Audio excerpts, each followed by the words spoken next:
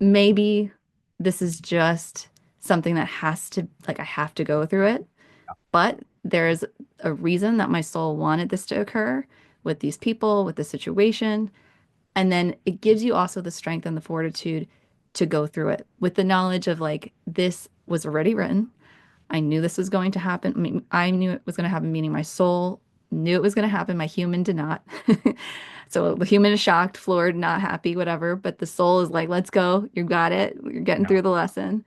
And so for me, it kind of keeps me elevated yet grounded in the same time in that higher level perspective of like what we are really here for and what the real purpose of things that happen in our tiny human experience, what the purpose really is. Hey, everybody, it's Amar from Amar Energy, and welcome to my new series of conversations that I am entitling Practical Spirituality. This is really about opening up these topics with fellow practitioners, and my goal and intention with this series is to ground these spiritual subjects, practices, concepts, ideas in a way that is real and accessible for pretty much anybody.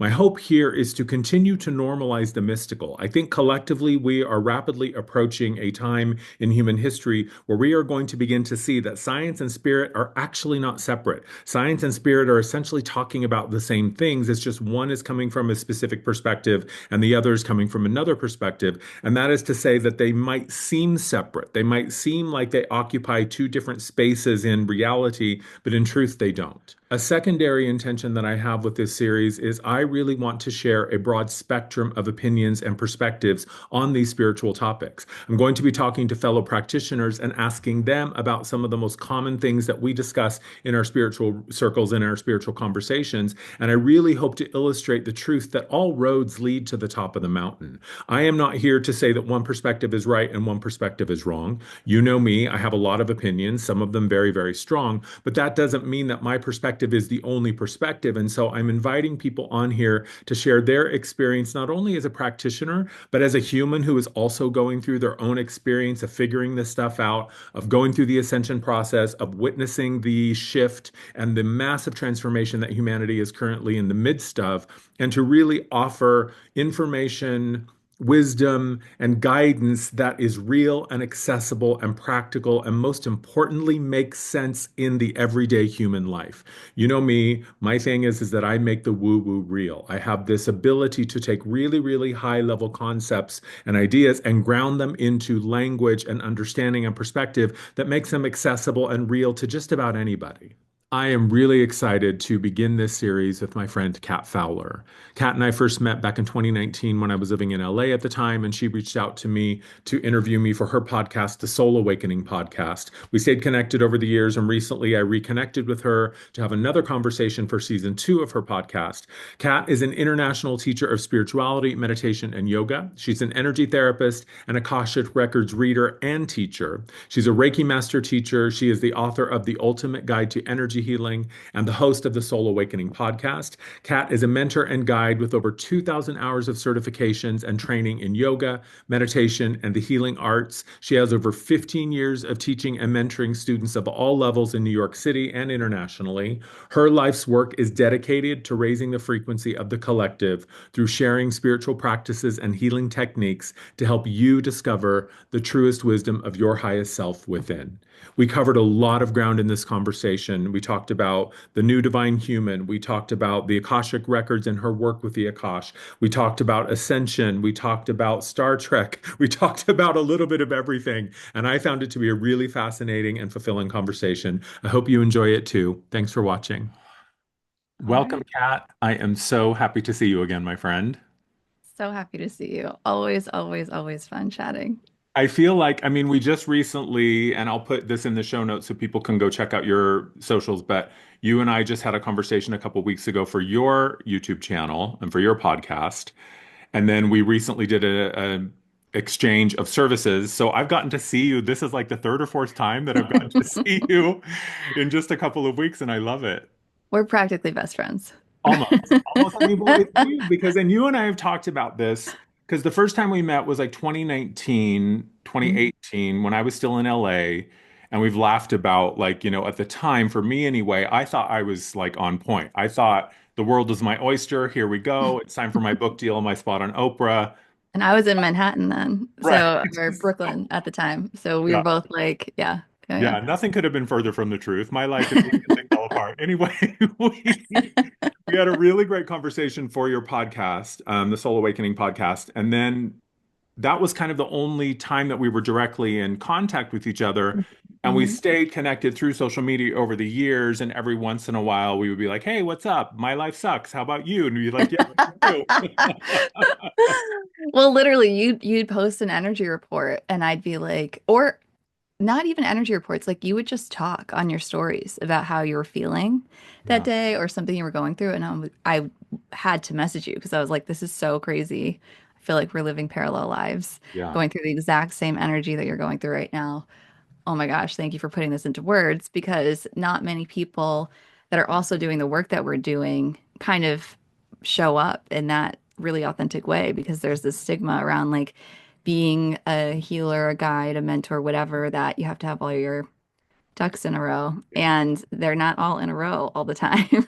No, not And at so all. when you post, I'm like, oh, thank you for your honesty. And it felt like I had a friend that I could confide in that I could be like, wow, like, it seems like some of us are taking a massive hit at this time in our life, just to break the foundation, rebuild. Yeah. And so that's why I think we stayed in touch, and I loved our conversation on the show. So many people have messaged me about it saying how they loved it too. And we did kind of like I had a blueprint, it kind of deviated, but it was I think what you share is so helpful and grounded. It's like very, very grounded. So it helped a lot of people. So thank you for Good. that. Yeah. And I think to me, that's what part of what inspired this series. And maybe I'm going to call, I still honestly don't know. I think it's going to be like, practical spirituality, or maybe I'll just call it no experts allowed.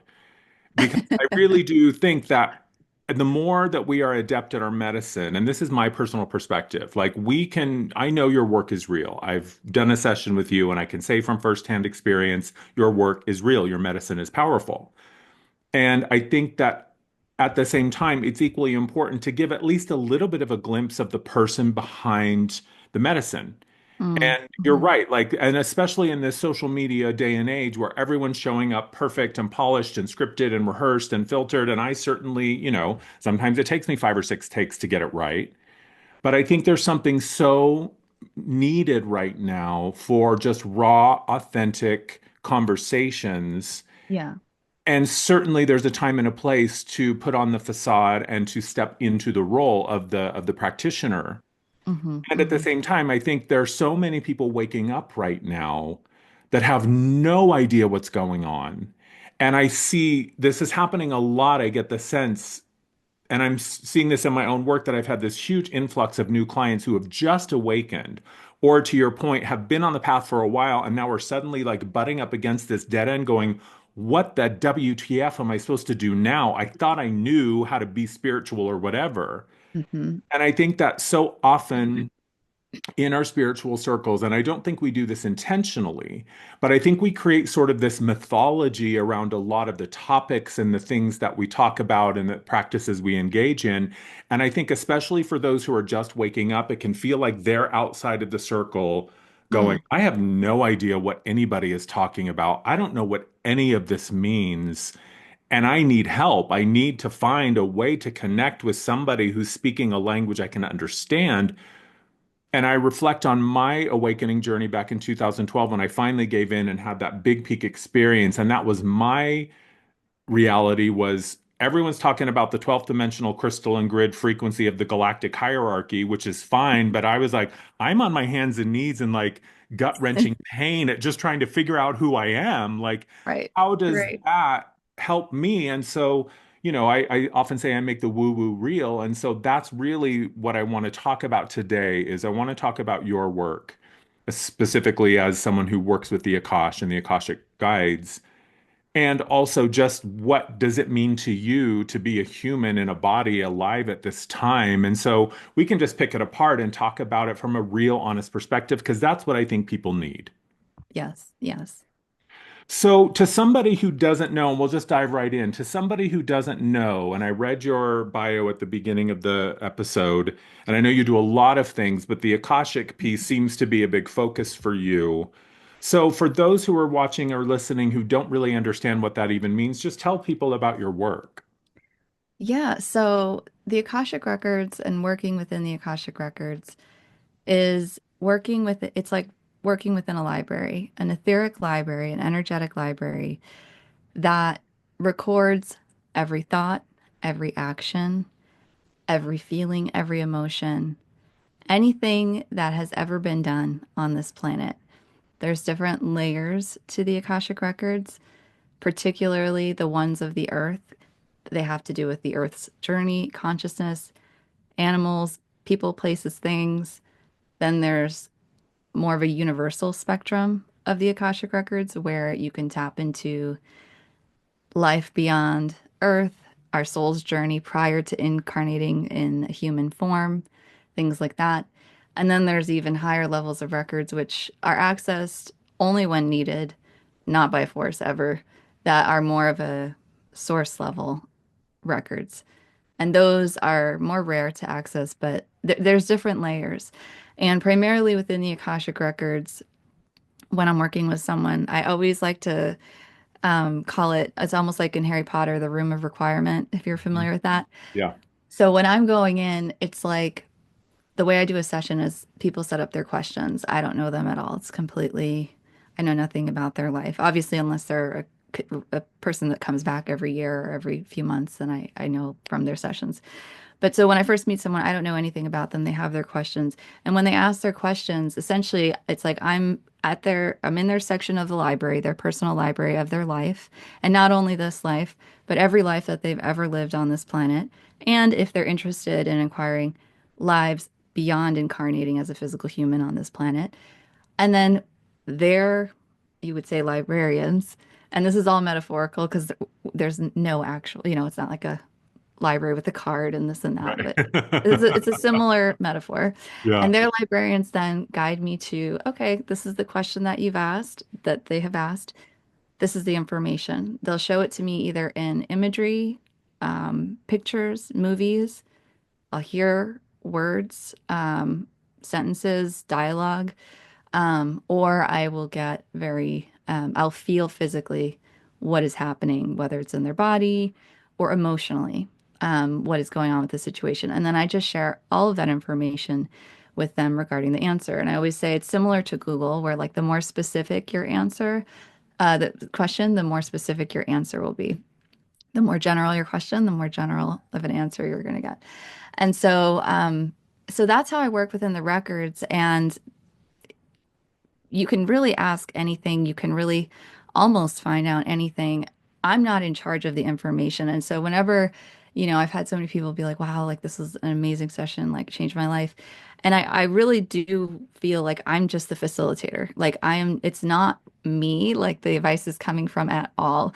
Half the time in sessions, I'm learning things. I'm getting wisdom, like I'm understanding things. And I always think about this like, oh my God, I could never be a coach because the advice I maybe would have thought of giving to a personal situation versus what the Akashic Records brought down is different because of my own lens, my own life experience, my own traumas, et cetera, et cetera.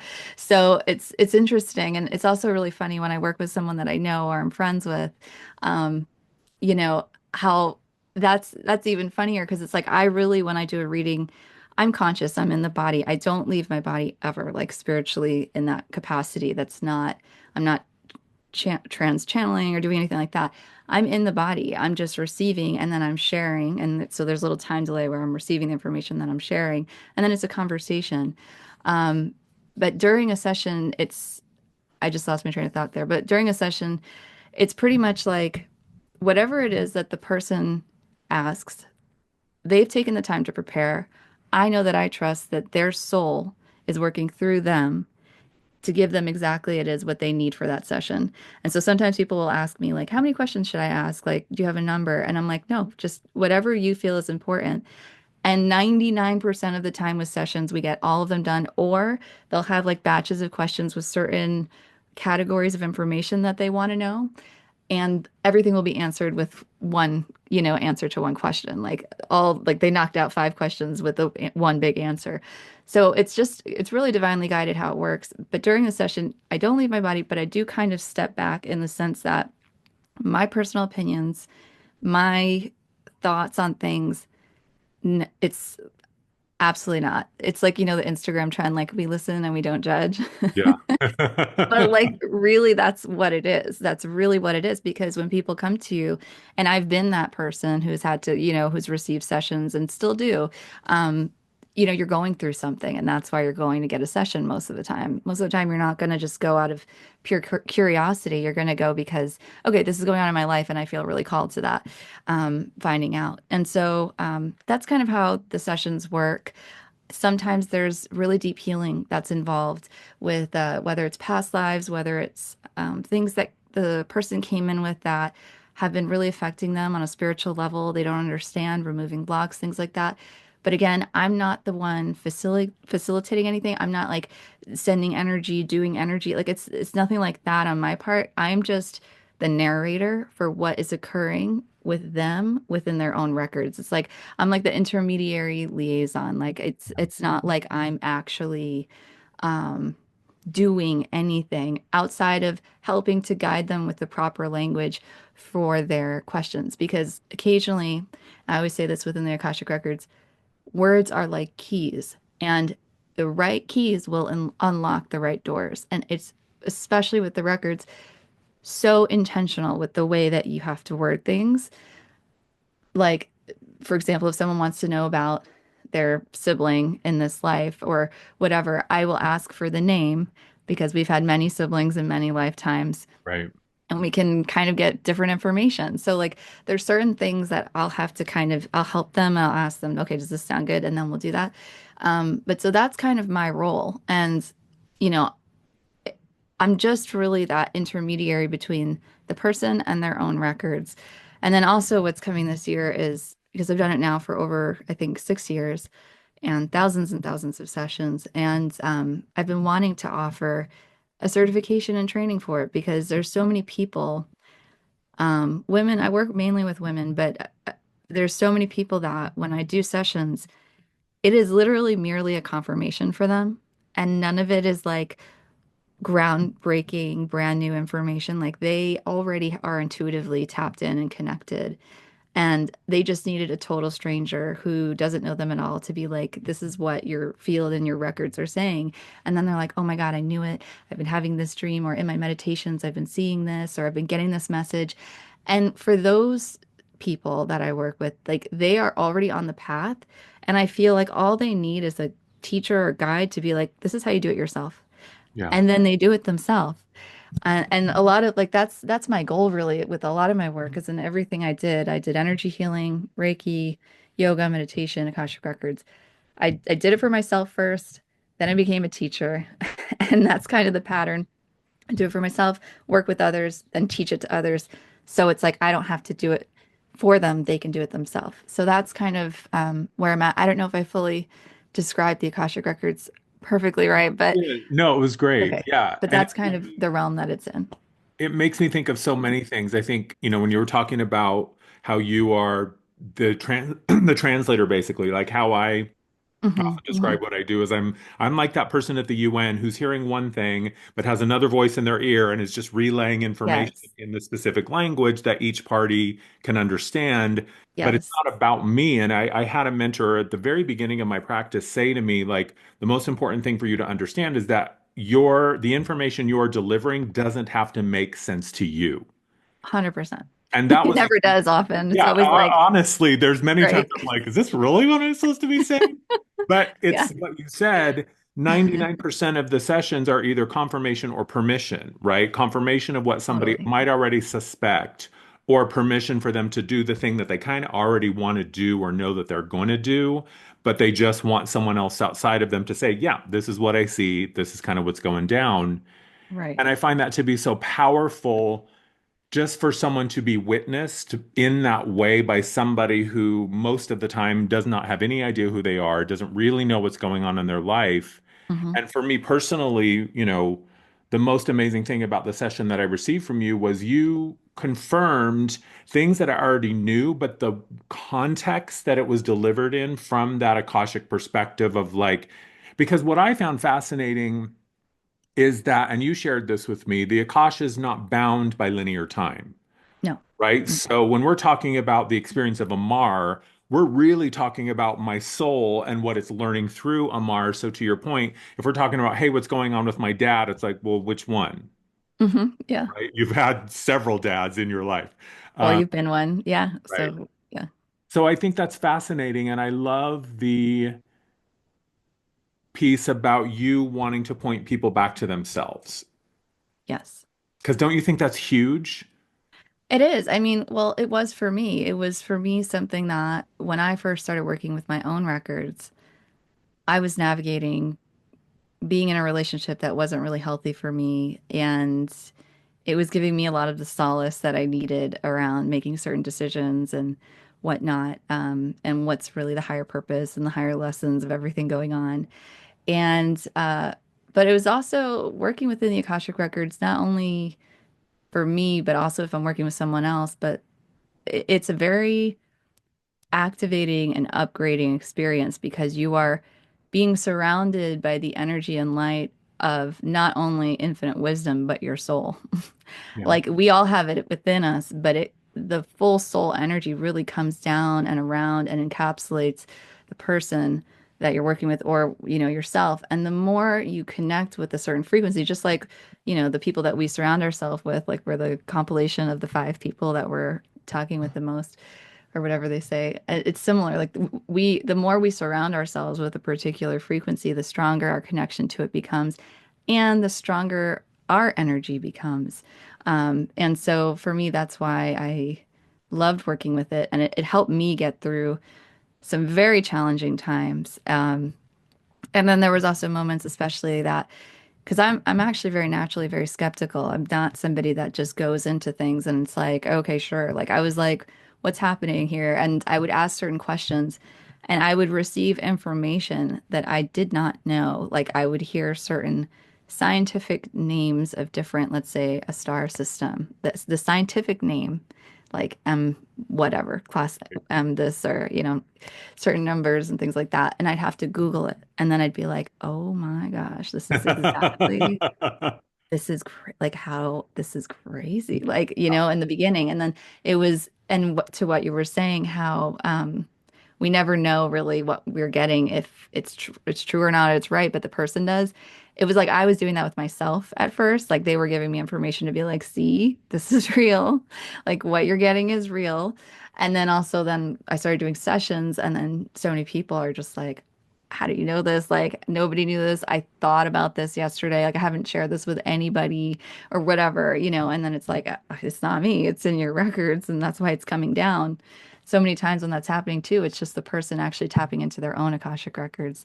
And by Akashic records, I don't want people to think it's like up in the sky only. It's like, kind of like the cloud or whatever. It's all around us. And it's not only that, it's in our field, it's in our aura, it's in our DNA, it's in our body. And it's something we can very easily tap into. So it's not just this like pie in the sky, really far away realm that only like intense meditative yogis can access.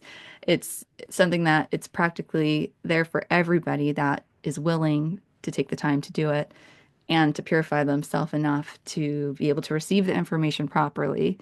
But it's there. It's within all humans. Every human has one. Every human has access to it. It's just a choice, and then putting in the effort and the practice to get there.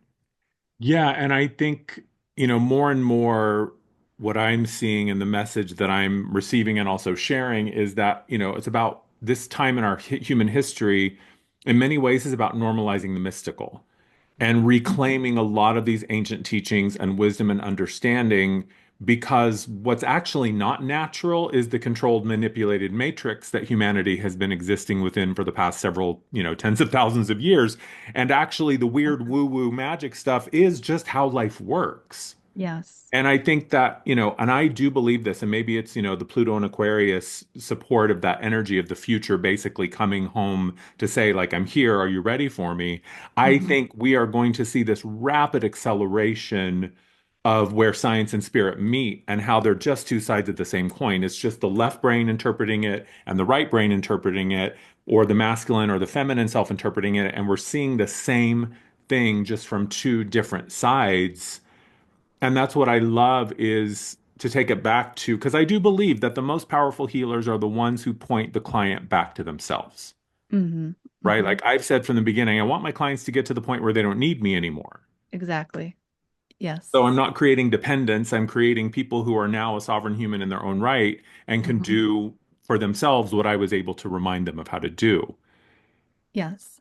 What has been the most surprising thing about the work in the Akash for you personally? Like what, and it sounds like it continues to blow your mind in some way, but what for you is the most surprising or rewarding or whatever thing that you walk away from going, God, that was really amazing to me? To me, the shift in energy, the biggest thing is even while facilitating a reading. So prior to doing the Akashic Records, I did energy healing for some time and taught Reiki and things like that. And when you are getting charged up, or when you're sending energy to a location in the body or whatever, you'll feel a lot of warmth. If you're clearing out energy from a space in the body, you'll feel a cold, kind of cooling sensation in that area. And you always, obviously, the universe doesn't like a vacuum. So when you clear out something, you've got to charge it up. And so when I do Akashic Records, I can't tell you how many times in a really good session, I am sweating because so much high vibrational, loving energy comes through. It almost feels like I'm a pilot where or an astronaut where these people that do that for a living, they have a different perspective because they literally physically go up, they see everything from the higher perspective down, everything else looks so minimal. Let's just say a pilot, they see like the countries and they see the mountains and they see things from a different perspective where it really puts things into perspective as to our place in the world and in the universe. And then an astronaut's the same. They see the grand sun, they see the earth, they see the stars, the blackness and the darkness of space.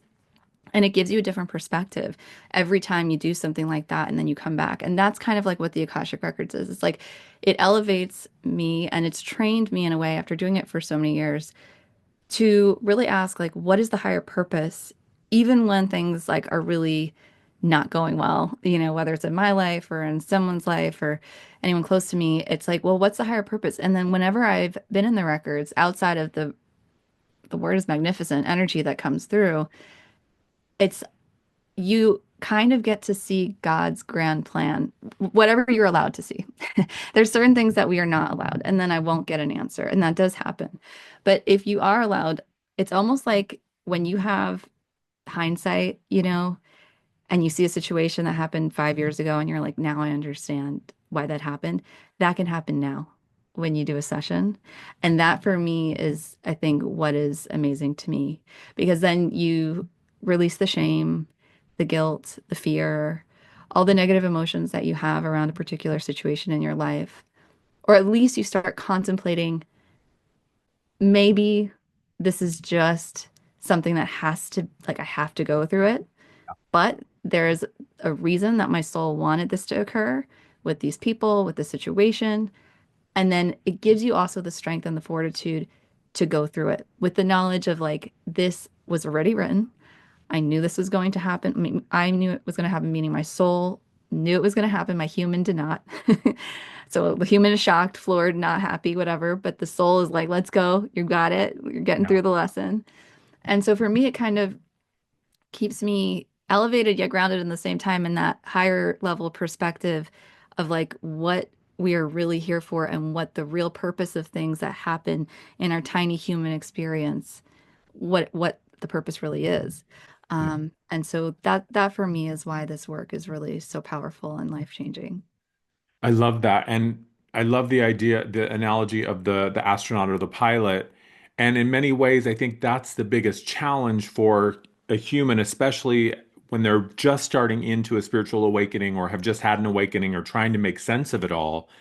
It's just like that astronaut can be in space and look at the planet and go, oh my God, it's so tiny. It's just one of a trillion number of planets in this galaxy, in this universe, and we don't even know how many there are.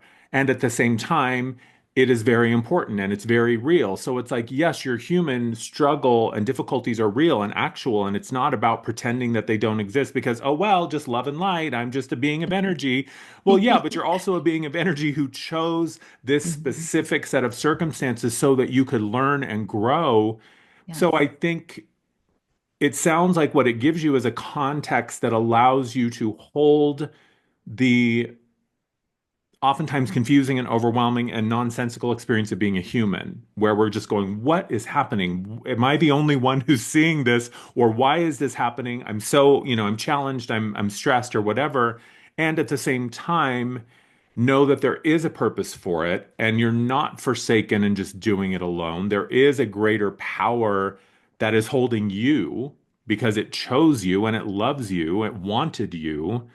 So it sort of gives you the ability to see both sides kind of simultaneously. Yeah, and I feel like it's also really humbling because I can't tell you how many times, like even within my own records, you'll ask a question and you think you have the answer and you think you know all this stuff already. And then like I'll just hear a laugh, like kind of like silly human. Like, like of course you think that, but it's not, like, and so for me, it's like, it just, I'm constantly learning. I'm a lifelong learner that forever will be like, if I could do one thing that makes me happy every day, it's learn something. And so, that's why I love the work that I do in there. And I also did want to say, I know you brought this up a little while ago about science and spirituality being like the opposite ends of the same coin. Totally. I feel the people that are getting really, like Joe Dispenza, like really well known now, they're marrying the two, which is good. And I feel like there's been this like setup of, well, if I'm a scientist or if I'm a practical believer in these things, then I cannot believe in the spiritual because then that negates my worldview. Or in our community, because I'm spiritual, this and that, well, the science is BS. We don't need doctors. We don't need this. We don't know. And I think like that's where we get it wrong because it's both. Yeah. And it's like sometimes I think about it like, you'll see, what did I see? I forgot what it's called. It's called something, I don't know if it's called it was in like Switzerland. I saw it on Instagram. It basically, someone was on a ski slope and it looked like a portal opened right on the ground of golden light in a basically an almond portal shape, whatever. And I was like, oh my gosh. And then all these comments were like, this is just called, I don't know if it's called a sundog or something, it's something weird. Like this is called a sundog or a sun halo. And but it was on the snow. And they're like, this is when the particles accumulate in this way, and then the sun reflects, and then there's refraction, and then this creates this effect, right? So I'm like, yes. And that effect would not occur if the energy was not there to produce that effect because we are in a 99.9999999% spiritual world, and we are in the 1% that is physical. And without the energetic coming in and down to create and mold what happens physically, it wouldn't occur. So yes, the scientific is I feel the behind, like it's like the afterthought, the explanation of what's physically happening in the third dimension. But what the spiritual does is it says, this is what's informing and creating and designing what's happening in that third dimensional scientific explanation that you have. You just may not want to believe that that exists yet Yes. because maybe there's not words for it yet or proof for it yet. So I do think like the future and the where we are heading and what would be best is the marriage of the two and Yeah. not just the exclusion of only love and light, fifth dimension, 10th dimension, whatever, or only science, no God, no spirituality. Like it needs to be both. Yeah. Well, and we know this more and more that form arises out of consciousness. And when Mhm. something is true, it's true on all levels, but your understanding of it will be different depending on your perspective. So if you're in this rigid third dimensional, I believe it when I see it perspective, then Mhm. you're looking at something, right? Because a third dimensional object casts a two-dimensional shadow. A Right. fourth dimensional object casts a three-dimensional shadow. So you can look at it and go, well, that's a sundog. That's just particles of the snow in the sun and blah, blah, blah, the refracting angle of blah, blah, Yeah. blah. And then at the higher level, it's saying, yeah, and we created those particles and we created Yes. that opening. And there's an alignment that was very specific. It's Exactly. It's a portal. It a reminds me, portal. I talked about this recently about, how palindrome numbers like 121 and 323, how Hmm. over the years I have developed a language with my guides that when I see palindrome numbers, that is a sign that things are accelerating really rapidly. So it's their way of saying just kind of keep your hands in the car, just enjoy the ride, and it'll be over soon. And I don't always see palindrome numbers, but when I do, I see them literally everywhere. Every time I pick up my phone, on the kitchen clock, on my laptop, on a license plate, on the bank clock. And I had talked about this recently and someone said, well, that's just your subconscious keeping track of the time. And when you start to create a bias that you're looking for palindrome numbers, it is unconsciously counting the time and it sends you a signal so that you pick up your phone at that exact time. And I said, yes. And it is my higher self informing me through the mechanism of my subconscious to do Yeah. so, Hmm. and they didn't really have a response. So it's not either or. I think in many Exactly. ways, it's what we're seeing play out on the planet.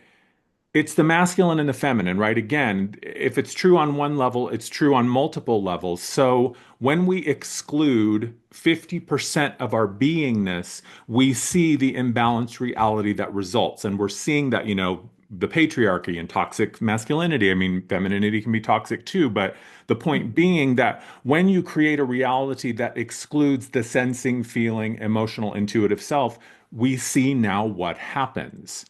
And Yes. when you create a reality that is only intuitive and sensing and feeling, and there is no action or decisiveness in the mix, then we also know what happens. So I find it fascinating how it's becoming increasingly inescapable.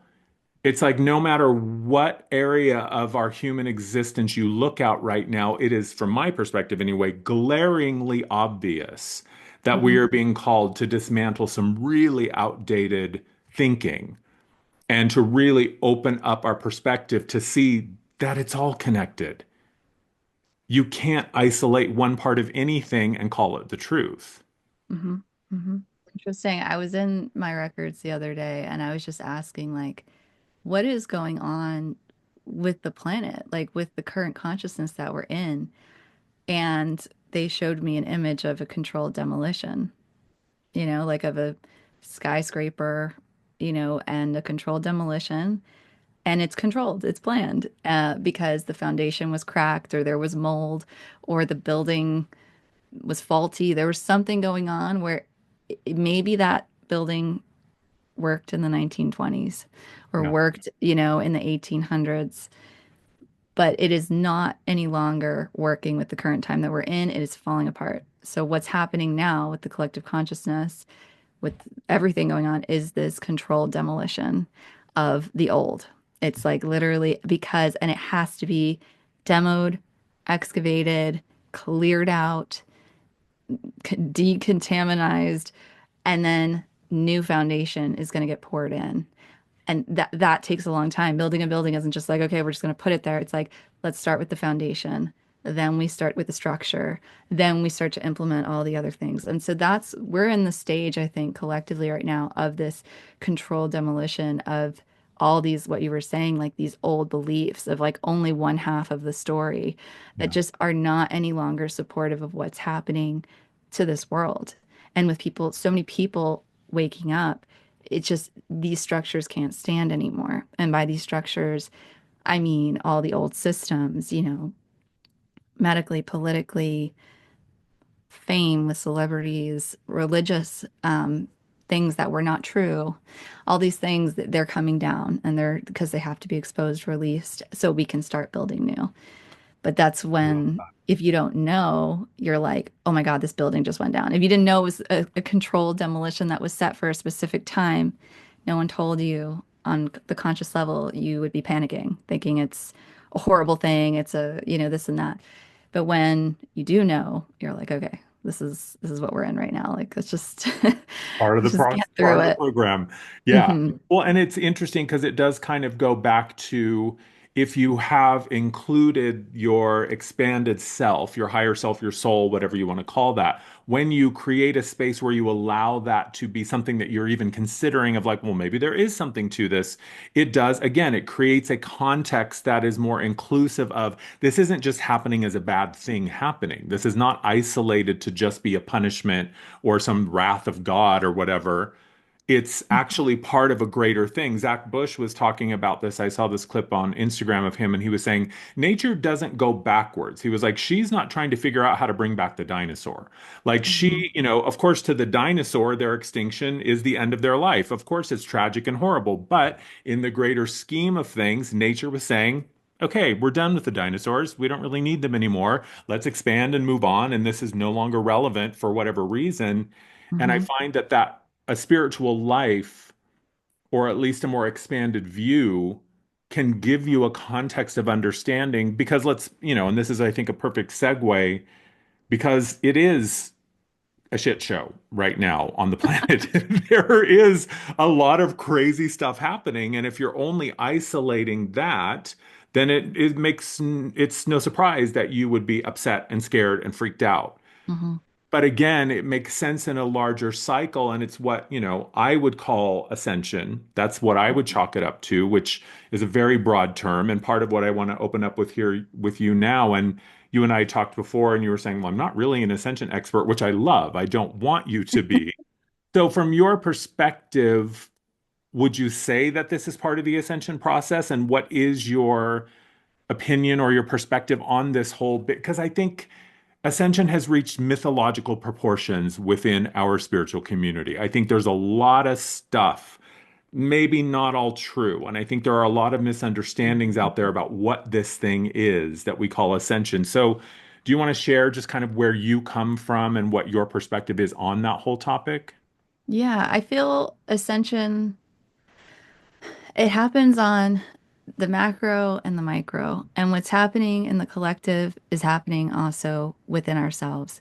And what I feel like personal ascension would be is really just bringing more of your own personal soul and spiritual energy that you are, that's who you actually really are, into your physical experience and releasing all of the things that are not that and that oppose that and that were inherited, whether it's through past lives, through parental guidance, through societal conditioning. It's the releasing of that. And you can almost think of it like charging your phone or like filling up a glass of like with pure water. You're bringing in and down more and more of your personal soul energy and light into your physical experience. That's what's happening, I think, on a personal micro level. And then when a bunch of people start doing that, which they are, the more people that are doing that, the greater the percentage, then the whole planet, the collective consciousness starts to get filled and permeated with that light. And that starts to raise the frequency to the point where the people that are consciously doing it, they're not necessarily doing it for everyone else. Some people are, some people do grid work and some people send out, love and light and things like that to other places. But some of us aren't. We're just doing it for ourselves, our community, just so like we can like deal with what's happening on the planet. But inevitably, even those that are completely atheistic or not in any way a believer of anything beyond the physical reality that we're in, they will be affected. It's like the energy is changing. You cannot escape it. It is going to happen. It is already happening. More and more and more people are waking up. And that's also why there's such a very directed, I mean, we all know about spiritual warfare. It's been there for a long time, but I think it's getting really heavy right now because we're in a place with duality where the more light that there is, there's going to be equal amount of dark, equal amount of shadow, and it's gonna keep kind of going up against each other until the light gets so bright that it's like when you light a match in a room, there actually is no shadow to the light. Yeah. And that's what's happening. So I think it's like the macro is really the effect of the micro, but it's all the same. of us bringing in and down our true soul, spiritual energy within the body. And that may happen through meditation, through Akashic Records, through channeling, through golf, through horseback riding, through art, through salsa dancing, through chanting mantras, through ayahuasca trips, whatever, like everybody has their own bit. That's also why I have my show, my podcast, because I feel everybody has their own path that connects them to their soul energy and that God frequency within. And there is no one single path. I know, like in many religions, it's like their whole thing is it is only through this one path that you can reach God. It is only through this one person, this one teacher, this one guru, this one savior, this one these mantras, this one technique. And I think th yes to all of that, but each person has their own. And just because you are a person of a certain religious affiliation or belonging to a certain ashram and have certain practices doesn't mean that someone around the world belonging to something completely different isn't just as in touch with the divinity within through finding their own path. Yeah. And so ascension, it's like I feel okay, we're trying to get to the top of Mount Everest. There's many different routes. There's not just one. I know like there's certain verses in the Bible like the path is narrow. I think the path is narrow for yes, those in that path. The same way that the path is narrow and straight for those that are maybe monks or that are nuns or that are mothers or, fathers or whatever. And they all are eventually going to lead to that destination if that's their goal.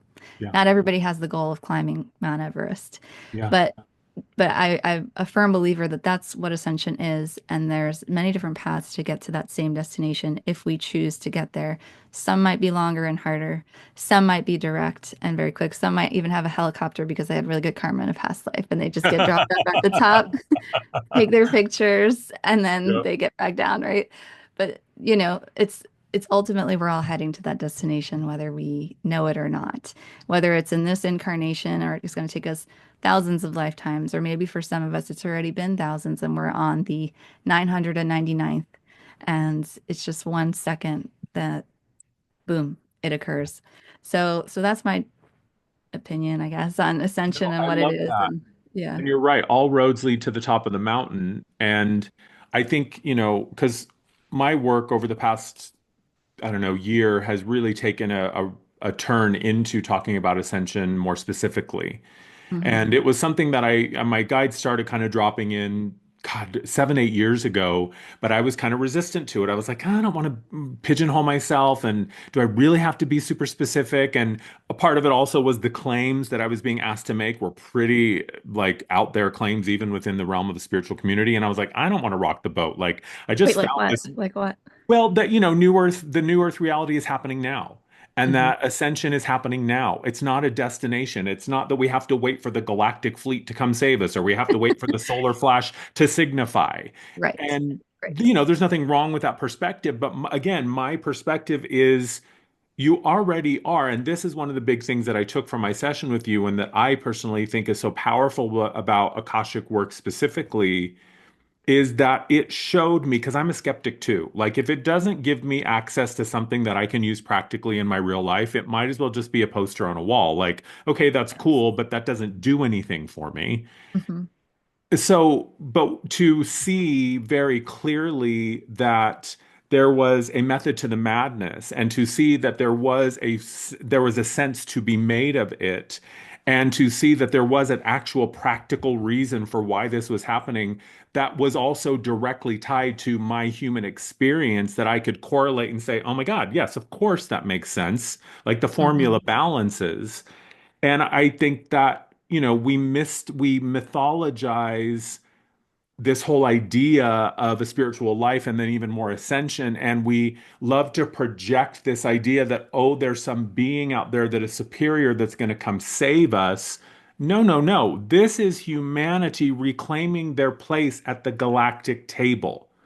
We have been exempt from the UN, if you want to just use that as an analogy. We have been exempt from the UN for like 40,000 years. We haven't had a part in the conversation, and now we're being invited back to the table, but it requires a certain level of understanding and accountability, right? That's why Harry Potter movies, I'm a big Harry Potter nerd. You don't get your wand and get to practice with it right away. You have to learn in theory first.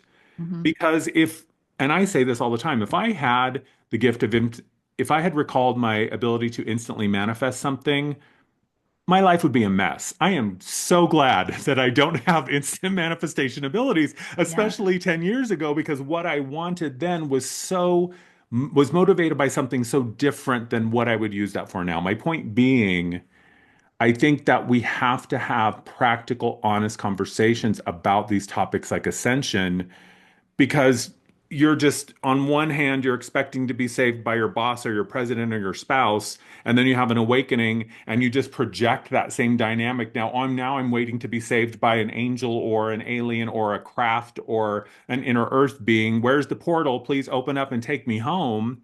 That's the opposite of ascension from my perspective. Ascension is the recollection of yourself as a divine creator and the acceptance of the truth that you had a hand in creating it all. Yes. Yes. I also feel that there are certain people, from my work within the records, I understand that everybody has their own specific blueprint and life path. And so there are certain people whose blueprint and life path is to be on that path where they have a guru or a savior or something like that. And that is very true for them. And that may well be their direct path. Like I've met certain people that maybe were on paths that I would not personally follow, but they had the best energy, like glowing, like the best energy. And I'm like, okay, that path doesn't resonate with me, um, praying to a certain god or whatever. But it resonates for them, and clearly it's working for them. So, but I do think there are many of us that also have the blueprint that we have to own our sovereignty and we have to stand in our personal power because maybe we've done that in previous lives where we were on that other path and we noticed it worked, but maybe now we want a different experience. And there's no right or wrong Yeah. with that. So, yes, I totally agree. And I feel like I always bring up Star Trek, but like the last time we talked. But when you were saying that thing about instant manifestation, there was this a series of episodes actually of this character called Q, who was this very tall human from a different galaxy. And everybody in his galaxy had the ability, all the Q people had the ability to instantly manifest. And because it's such an intense responsibility, there's all these ethical rules and laws that go with it. And this character Q did not follow those laws. So, kind of like Elon Musk, he got kicked off and booted onto our planet. And so now he's now he's on this ship with all these Earthlings, and he is manifesting things, creating chaos. He can control anybody's mind. He can do anything he wants. He can manifest anything instantly. People are getting really frustrated with him. And he's like, basically, you don't want to deal with what I'm dealing with. Like, you don't even want to imagine what that would be like. And then to teach him a lesson, and I haven't seen this in a while, it's probably been a few years. The people from his galaxy saw he was creating a lot of trouble. So they came down and they said, now you're going to have to deal with the way how you're acting. So they gave all of the humans on the ship, the Earthlings, the power of instant manifestation. And it was a nightmare. It was a Wow. nightmare. People were falling in love that shouldn't have been falling in love. Elephants were popping up out of nowhere. There was food everywhere. Like it was just chaos because nobody had control over their thoughts because they literally have not trained themselves. Like there's a level of training that you need to be so ethically pure, regimented that you can control yourself even on a thought level that you know that if you can instantly manifest something like you wouldn't even think a negative thought like if you get mad at someone for example, oh I wish da da da, or Yeah. you're really desperate for something, oh I really need this whatever now, like, and so then everybody learned the lesson. The humans who were jealous of Q and his abilities to instantly manifest were like, thank God we don't have that. Thank God there's a time delay. He was like, oh my God, I'm so sorry for causing all this chaos. I did not realize how horrible it's been. And then they sent him back to his galaxy. But I like it's kind of like exactly what you were saying. Like it's just this we're gonna get there. We're Yeah. gonna get there. And I think the first part isn't gonna be instant manifestation. I think what's really gonna start happening is people's spiritual gifts are gonna start opening. People are gonna become more clairvoyant. It's not just gonna be a few of us. They're gonna see people's energy. They're going to be more telepathic, hear people's thoughts, be more clairsentient. They're going to feel and read someone's energy when you start talking to them. So it's not just like a small percentage of us that can do that, that are walking around on the earth and we feel like the weirdos. It's going to be everybody. And then what are you going to hide? Like what Yeah. can people hide? And I can't wait for that honestly because it's like okay, then like there's no need for all the plastic, all the this, all the that, all the brand names, all the whatever, all that stuff, because what really matters is the energy that's behind the person emanating out of the person more than just the physical form. Yeah. And that's where we're heading. And then I think also people will be extremely mindful of the kind of energy they put out, the thoughts that they put out, knowing that it's reviewed and viewed by everybody. That's like the records, that's the best part of doing the records. The records don't lie. The records record everything. Yeah. So someone can say they feel a certain way, they'll be like, I don't think so. You don't. Yeah, no, this is what the energy you've been putting everything towards. So that's not what's happening. And I think we're all going to get there Yeah. someday. And then maybe eventually manifestation, instant manifestation, telekinesis, etc. There's people in China doing that. Or there's people all over that are doing that now, but it's like they're very small Yeah. amount, but soon we'll get there.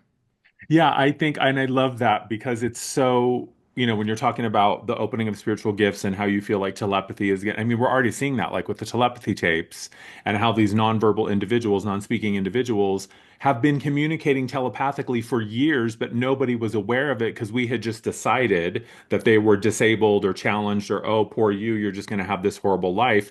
And they're like, no, actually, I'm operating at a level that you aren't even comprehending. And Mhm. I think it's going to be telepathy, and I also think it's going to be empathy dialed up to 100 because those people who are out there wreaking havoc and causing chaos or harm or pain just because they have their own unintegrated pain and wounding and unresolved issues. I think one of the first thing that's going to be happening for a lot of people is instantaneously feeling the pain that they are causing or that they're putting out there. And that I think is going to be a huge reckoning, and to your point, hiding behind a brand name or hiding behind a mission statement that may not be even remotely true, you are immediately going to feel the harm that you are causing through your willful manipulation on other people. And I think that's going to be so rapid, and I think we're already starting to see it. We are. That's why I think on TikTok now everything's going viral about all these luxury brands, how really they're just all produced in factories in China for 10% of the cost that they sell it for. And so I think I'm hoping people are having a little bit of an existential crisis around why am I actually spending $10,000 on something that is barely worth, I don't know, 100, 500, whatever it may be. I don't fully know like with each brand what it is. Why? Is it because I want people to think this about me? And now that everybody can access the same goods, what do I do? Who am I? Who am I outside of this brand name logo on my shirt or bag or car or, whatever? And I think so.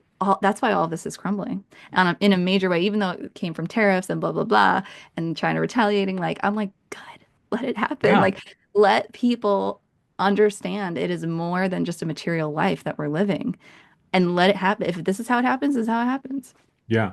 And because if we want instant manifestation, like to your point, and Star Trek, we talked about this, I think briefly, like I'm a science fiction nerd. I think Star Trek was channeled, Star Wars was channeled, the X-Men, like 100%. most of the Marvel movies have been channeled to a degree. Like pretty Yes. much if you watch, it's interesting to go back and watch anything science fiction through a lens of having a broader perspective, perhaps, or a perspective that includes the impossible. You see it like they've been telling us for decades what the truth is. It's just been cloaked in symbolism and in, sort of Fiction. secret language. It's fiction, yeah. But I had a point there. I can't. Oh, so if you want the level of accountability that is required for instant manifestation, then you got to begin with just taking accountability for the choices that you have and the beliefs that you are operating within. And it's certainly not blaming people. I understand why we've been deluded and duped, but at some point you have to be willing to step back and go, the common thread in every experience is me. So when do I accept that I played a part in every encounter I've had? And if I'm at the end of the day holding a $5,000 bag that I just found is worth 150, and now I'm having a crisis about my identity. Well, girl, you need to have a conversation with yourself about why you identify yourself as a purse. Like you need to start Mhm. really asking some deeper questions. So I agree. And I think that's the beauty, as you were saying, it is inevitable. We live in a cyclical reality. And the cycle that we are in now, as Kali Yuga has ended, is we are in a cycle of ascension. And even if you're just talking about a sine wave, we've been in the trough and now we're ascending to a peak again. And eventually we will do the same thing over in a different way, but it's inevitable. It's like Yeah. gravity. If you throw something up, it's going to eventually come down and vice versa. So people can deny it all they want, but the beauty of it is a spirit doesn't need you to believe in this in order for it to actually be occurring. You'll Yeah. just call it something else.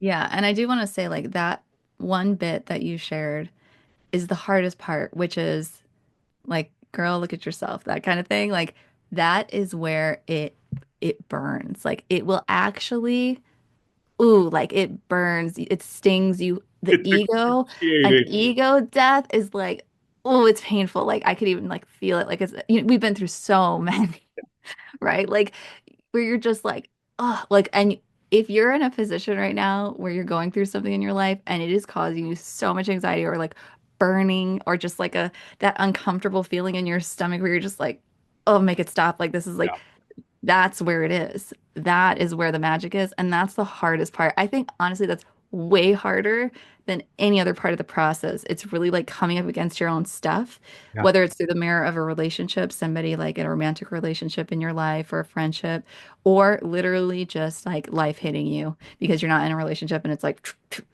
yep. wake up, look at what you did, Yeah. you know? And it's you having to face the final boss, right? If you Yes. want to use a video game metaphor or even any sort of science fiction, it's the final scene where you're standing up against the big baddie one last time to remind yourself of how you are powerful, how you've been powerful all along. It's Dorothy in The Wizard of Oz. You had the shoes on the whole time, girl. You could have gone home when you first got here in Munchkin Land. Like, but you needed the journey to Yes. get to the point where you are willing to believe that. That's the whole point is, when you were talking about the controlled demolition, and I love that analogy because there was a period where I was obsessed with watching old videos of them doing that on the Las Vegas Strip, like when they exploded all those old casinos in like the Mm-hmm. 90s when they were building, the new Vegas. Like I was obsessed with watching that. Mm-hmm. But when you finally get to that point of accepting that, and you have to go through that journey, the irony is you look back and you realize, oh, I've always been this. And for those who are currently watching the implosion, if you know what's up, you don't have to stick around and watch the implosion. That's the kickers. You can get on, and that's what I was saying ascension is now, new earth is now. You don't have to wait for an invitation to begin to live in that frequency. You Mm-hmm. can begin now. And to your point, those people who have chosen, those souls who have chosen not to ascend in a human body, they're going to do it somewhere else. Those souls that have chosen, I'm not going to have a joyful life of awakening. I'm going to have a life of limitation and struggle because that's what I want to have. If those people need to, it's what my guides told me years ago. They said, your job is not to put out the fire. Your job is to build the new thing so that when the fire goes out, people will have someplace to go. And they said, and trust that there will be those who will be putting out the fire. You don't have to take on every problem. You can trust your own calling to move forward and to not watch the dumpster fire. Not saying the dumpster fire isn't important, but I have other things to do. And because I know why the dumpster fire is happening, I don't have to stick around and watch it. Yeah, I feel like it reminds me of like when I really first started waking up to like what was happening in the world. I was like, I have to tell everyone. Everyone Mhm. needs to know. This is crazy. This is like if people only knew what was actually going on, they would not worship celebrities. They would not. things would not exist the way that they exist now. And I was like, this is my mission. And then I was like, no, it's not. Calm down. Right? Same, When same. you, right? I think it's a phase that everybody goes through when they first wake up. And then you're like, why isn't my family on board? Or why aren't my friends, But it's like everybody will get there in their own time. It is literally inevitable. And I really do firmly believe, like, even for those people, and it's so like, and I'm even really just sharing this for myself, that we're so quick to judge that are like completely unawake and there's no chance. Like you almost feel like there's no chance. Yeah, There is a divine purpose for that too. Like that is like what I've seen in the records. Like there is a reason that they're there. And sometimes even their purpose is to my mom's from Aruba, they use Dutch, and there's this term called dwarfslager, which means like the railroad track. They're like the wood on the track. They lay another, and so anything that's really difficult or these people that are not awake that are really challenging in our life, they're really just a stepping stone, this little wood panel on the train track that's going to propel others forward. Their resistance is the slingshot, the pull back for those that really need to move forward. So, but that's really beyond our control nor our knowledge, and yeah. that's where like the divine orchestration of God's plan is coming through for all of this. Yeah. Well, and to me, it's if we're talking about it from the perspective of duality being one of the ruling facts and, parts of the third dimensional reality is you have to have something to push against. So there has to be a play of light and dark. In a story of good and evil, somebody has to be willing to play the bad guy. And Right. you have to have people who are willing to push back and say, no, you're wrong. That's not true. That's not right. In order to have something to climb up, right? You've got to have something to overcome in the hero story. Otherwise, it's not much of a story, And like right? the irony of it is even just think of everything politically and or anything that's really has a lot of opposition against it. We may be the villains for certain people in their story, Exactly, which is why right? whenever I hear political discourse of any kind on either side, I hear side saying, you're this, you're that, pointing their finger at the other side. And the other side is saying, you're this, you're that. I'm like, if you just change the nouns and the adjectives, you're both saying the exact same thing. Do you Right. not see? They're saying the exact same thing about you. And that's Hmm. why it's important to understand we need the extremes. And I think that's the answer to why does God let all these bad things happen? Well, the same reason that God lets all these good things happen. Hmm. Spirit would cease to be all that is if spirit said, no, only the good stuff can happen, because spirit, by definition, is all things. So, in order for spirit to be what it is, the center can't vacate itself. So, in order for it to be the center, all things must be allowed to exist. And this kind of ties back to personal accountability and free will is when you really realize that from spirit's perspective, there is no right or wrong, good or bad, there's just choice and outcome. You see how challenging that is for so many people because if you've been raised to believe there's a right way and a wrong way, you're good or you're not, and you will be judged by the Sky Father sitting in his throne at some point, and you will get your reward because you're good. When you realize that that's all made up, and that you are the only one judging you, there is no judgment in that broader sense. That is when this idea of reward and punishment falls apart. And then suddenly you're left going, oh, what am I going to do now? You're going to look at yourself. And that's when you were saying that burning like pain of the ego death and having to face yourself. I call it the winces or the cringes. When you get the cringes and you're like, oh my God, that really was me. I did that. I can't Yeah. believe Oh my it. gosh. Yeah, Yes. it's really painful and uncomfortable, but it's also the portal to liberation. 100%. Yeah. 100%. Everything you said. Yes. I'm loving this conversation.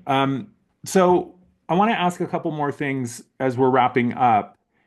What do you think? And you can talk about the Akash, you can talk about ascension, you can talk about just spiritual life in general. What do you think is one of the biggest misunderstandings that you kind of bump into either in your work or just when you're looking at the world at large through a spiritual lens? What stands out to you as what you see as sort of a collective misunderstanding? I think the biggest misunderstanding that we have is that we're not all connected. Especially on this journey, we can go through periods of massive isolation, especially when you're the ones like us that have been on the spiritual journey, there are periods of intense isolation where you lose community, you lose relationships. And it's meant for a reason. But in that time, I think we can forget that we are all so interconnected and woven together. And I think sometimes the biggest misunderstanding that we have is that we're not, and that our actions, even the smallest things, don't affect everyone greatly, even down to the thoughts that people have in the shower. Like, sometimes people go on to arguments in their head with someone that they didn't have in person, but that is also having an effect because we are all connected on a energetic spiritual level.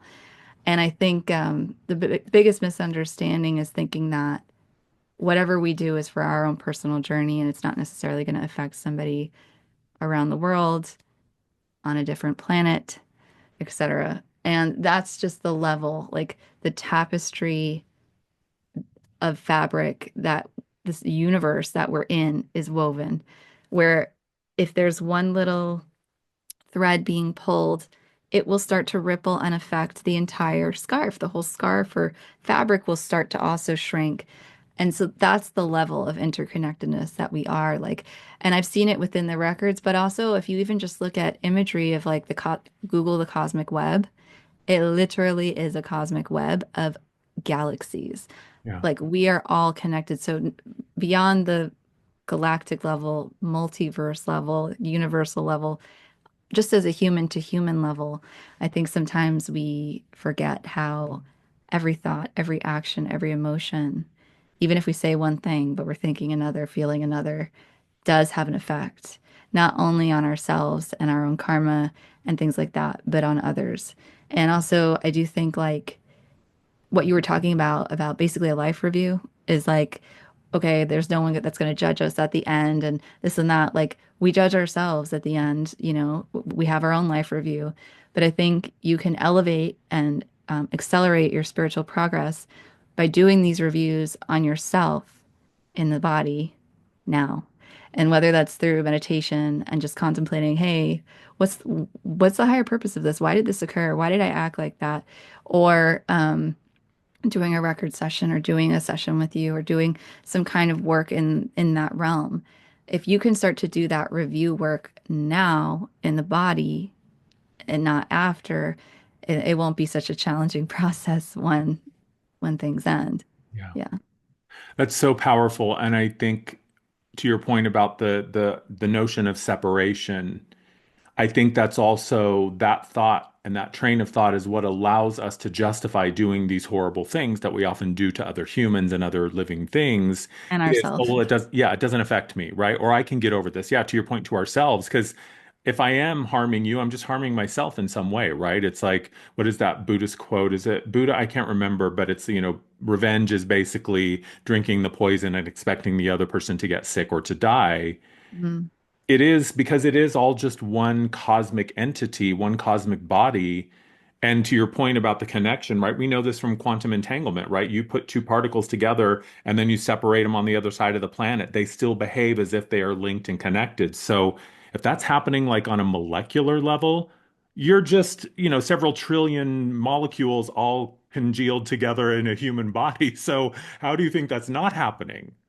It's 100%. fascinating. It's 100%. fascinating. Is there anything that you would like to promote? Is there anything you have coming up that you would like to share, or and where can people find you? Yes, people can find me on my website, katfowler.com, or on my Instagram. I do have a podcast. You were the first of season two.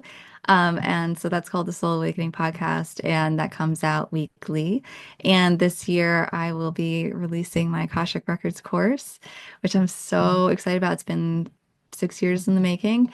And also, I have a Reiki course and a meditation course that should be coming out next week that I did release in 2020. They were out for a few years, and I took them off for a little bit, and now they're coming back on. So if you're interested in studying any of that, energy healing, Reiki, meditation, or eventually Akashic Records, learning how to do it yourself and becoming certified in that, so you could even offer sessions to others, you can find all of that information on my website. I always send out everything through my newsletter, and I post on my Instagram at Kat Fowler. Awesome. And I'll put all that information in the show notes so that people can connect with you. Awesome. So we've talked about a lot. I know we've covered so many topics, which is why I love, one of my favorite things is having these kinds of conversations with other practitioners because we can just dive in with no fear of like, am I going to go down this rabbit hole that she's going to look at me like, what are you talking about? But is there anything, final thoughts or, what you would like to offer anyone who's watching or listening, that you feel is important for them to know or to hear right now? We are all going through this together. And although we might be going through some really challenging things, and maybe some people are not, and some people are, the image of just seasons comes to mind. And just remember that what happens physically is just a manifestation of what's happening energetically. And in the same way that certain climates have seasonal changes, us humans do too. And so if you're going through a winter where everything is dead, dying, or, hibernating, know that eventually there will be spring where there will be time to bloom and blossom, and then summer, which will be very vigorous work and really, really putting forth action and effort, building the heat, and then fall, where you will reap the harvest of all that you sowed, and then winter again. So I think so many of us, when we're going through hard times, we can, especially if they're prolonged, if it's not just like a hard week or day, but it's been a few years that have been difficult, we can. Don't I know? Oh, we know. Yeah, I'm really, really speaking just from experience. Just remembering that we have seasons, and also what comes up must come down. And so, and there's beauty and a lesson and magic in every single one of those seasons. So it's not just to only hope for a very prolonged summer and fall or spring or whatever, but to also be comfortable being like, okay, this is a much longer hibernation than I anticipated. I have ran out of resources and I'm not comfortable right now, but I will make it through because I do see the first buds on the trees blooming or the grass sprouting out. And I know I'm speaking in like Yoda metaphors right now, but that's really my last final message is that we're all going through this together. And whatever season that you're in, know that it will shift and eventually you will get to bloom. that's beautiful. So true and so important to realize because nature gives us all those seasons because we need them all in some way. They all serve their purpose. Yes. That's Yes. beautiful. Thank you so much for coming to chat with me, Kat. I loved this conversation. Thank you for having me. I very much appreciate it. And I always love hearing your wisdom. I feel like every time I hear what you have to share, I feel like I can take a breath and ground and just be like, ah, okay. So Yeah. thank you as well. Yeah. Happy to be here and happy to share with you. Thank you, everybody, for watching, and I'll see you on the next episode.